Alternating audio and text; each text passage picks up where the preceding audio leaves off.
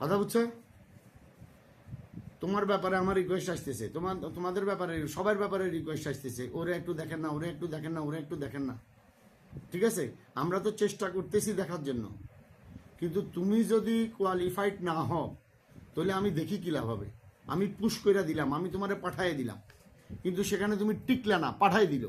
পাঠাই দেওয়ার পরে আমাকে তো জবাবদিহি করতে হয়। আমিও তো একটা কোম্পানিতে, আমি এক ধরনের যত কিছু হোক, আমি তো একটা চাকরি করি, আমারও তো উপর একটা বস আছে, আছে না? আমার যত বড় পাওয়ার থাকুক, কিন্তু আমার বস নাই, আছে তো। এখন সর্বোপরি তোমাদেরকে আমি একটা কথা বলতেছি, যদি আমার কথা মানো, আমার কথা মাইনা যদি তোমরা কাজ করো, তোমাদের ট্রায়াল পিরিয়ড হলো 6 মাস, এরপরে তোমরা করো না 1 বছর 2 বছর, এরপরে দেখবা তোমাদের জীবন তোমরাই গঠন করে ফেলতেছ। কথা বুঝছো? সময় দেওয়া লাগবে। মানুষের দেশ থেকে যখন ঢাকা আসে, তখন মানুষের ঢাকা সম্বন্ধে বুঝতে হয় না? বোঝা লাগেনি? তো ঢাকা সম্বন্ধে বুঝতেও তো তোমার এক মাস লাগে। আর এখানে তো তুমি বিদেশে আসছো, দরজাটা বন্ধ কর। তুমি তো এখানে বিদেশে আসছো, এখানে তোমাকে বিভিন্ন দেশের মানুষের সাথে পরিচয় হবে, বিভিন্ন কোয়ালিটির লোকের সাথে পরিচয় হবে, বিভিন্ন চরিত্রের লোকের সাথে তোমার পরিচয় হবে। তোমাকে ইংরেজি শিখতে হবে, হিন্দি শিখতে হবে, উর্দু শিখতে হবে, আরবি শিখতে হবে, পারলে তোমাকে অন্য দেশের ভাষাও শিখতে হবে। সর্বোপরি 100% তোমাকে আরবি শিখতে হবে, যেহেতু এটা অ্যারাবিয়ান কান্ট্রি। তো এই জন্য কি তোমাদের সময়ের প্রয়োজন আছে না? আছে না নাই? হ্যাঁ, তো তোমরা সময়ও দিবা না। তোমাদেরকে ওইখান থেকে বলি পাঠাইছে এই ধরনের রিক্রুটিং এজেন্সিতে, তোমাদেরকে বলে নাই। তোমরা যার যার মাধ্যমে গ্রাম থেকে আসছো, হ্যাঁ উনি বলছে, ভালো কথা, উনি যখন বলছে, উনি হয়তো এটা বলতে ভুলে গেছে যে তুমি ওখানে যায় 5-6 মাস কষ্ট করার পরে তুমি লাইন হয়ে যাবা, এটা হয়তো বলে নাই। কিন্তু তোমরা যদি ওইটা ধরে বসে থাকো, তাহলে তোমাদের জীবন নষ্ট হবে, তোমরা বেকার পড়ে থাকবা। চাকরিতে জয়েন না করলে তোমাকে বেতন দিবে? কেউ দিবে?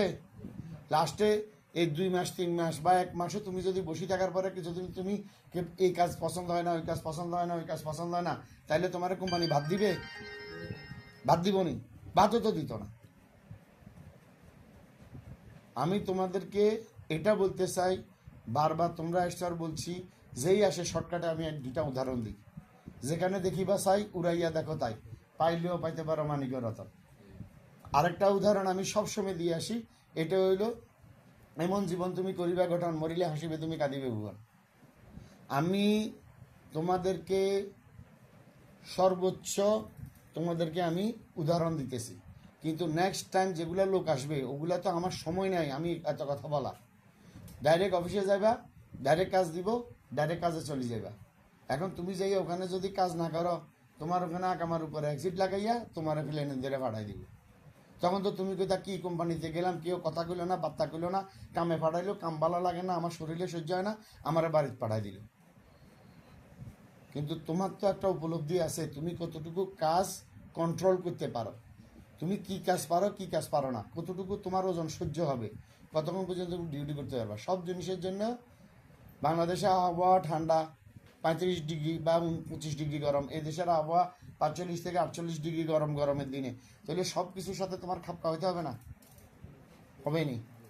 তাহলে সব কিছু বুঝা আমাদেরকে বিরক্ত করার তো দরকার না। আমরা তোমাদেরকে বিরক্ত করতেছি না, আমাদেরকে তোমরা বিরক্ত করো না। তোমাদের হাতে এগ্রিমেন্ট আছে, তোমরা এগ্রিমেন্ট ফলো করো। তোমাদের এগ্রিমেন্টের বাইরে যদি আমরা তোমাদেরকে কোনো কাজ দিয়ে থাকি, এটার জন্য তোমাদেরকে সর্বোত্তক সহযোগিতা আমি করব।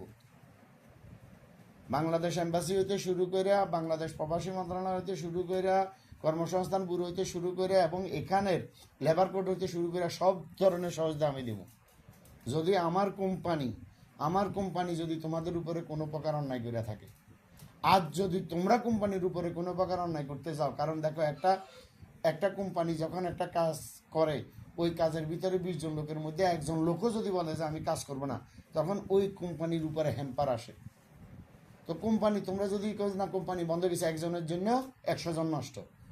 তো কোম্পানি যদি বন্ধ হইয়া যায়, কোম্পানি যদি ব্ল্যাক লিস্ট হয়ে যায়, কোম্পানি যদি কাম না থাকে, তো কোম্পানি তোমার বেতন দিব না, খানা দিব না, তোমার দিকে তাকাইব। তোমাদের কাছে খবর আছে না, সৌদি আরবে বহুত কোম্পানি বন্ধ হয়ে যায়, এটা হয়ে যেতে সেটা হয়ে যেতেছে। সর্বোপরি ভাই, তোমাদের কাছে আমার অনুরোধ যে তোমরা সিস্টেমেটিক্যালি কাজ করো, কারণ রিজিক দেওয়ার মালিক হলো আল্লাহ, উসিলা হইলাম আমরা। বাংলাদেশ থেকে তোমার যে পাঠাইছে সে ভালোর জন্যই পাঠাইছে, কিন্তু তোমাদের জীবনটা তোমরা গঠন করে নিতে হবে। ওই জীবন গঠনের জন্য তোমরা সময় দিতে হবে, বুঝতে হবে, শুনতে হবে। তোমারে বেতনও দিতেছি, তোমারে সময়ও দিতেছি। তোমাকে বেতন না দিয়া সময় তো দিতেছি না, যে না তুই কাজ সম্বন্ধে শিক্ষায় তারপরে তোর বেতন দিব। এটা কি কোনো কোম্পানি বলে? তোমারে কোম্পানি বেতন দিতেছে, শিক্ষার জন্য সুযোগ দিতেছে। তো শিক্ষার জন্য সুযোগ তোমারে কোম্পানি 3 মাস 4 মাস, 3 মাসের উপরে তো দিবেই না, যেহেতু 3 মাসের অনুমোদন আইডি। 3 মাসের ভিতরে তুমি কাম যদি না শিখতে পারো তো কোম্পানি তোমার রাখবো? কোম্পানিকে তুই আরেক জায়গায় জানা তুই দেশে জায়গা। আমরা তো অলরেডি 100% 2 মাসের ভিতরে তোমাদের চারিত্রিক এবং কার্মিক বিহেভার, তোমাদের চরিত্রগত বিহেভার, তোমাদের কর্মের বিহেভার। চরিত্রগত মানে তোমার আমি কোনো জায়গায় দিছি, তুমি আরেকজনের মানিব্যাগ থেকে 5 টাকা চুরি করছো, তুমি অফিস থেকে কলম চুরি করছো, রুমাল চুরি করছো, স্যান্ড চুরি করছো, সাবান চুরি করছো, তো এগুলাতে ধরা খাইলে এটা হলো চারিত্রিক বিহেভার।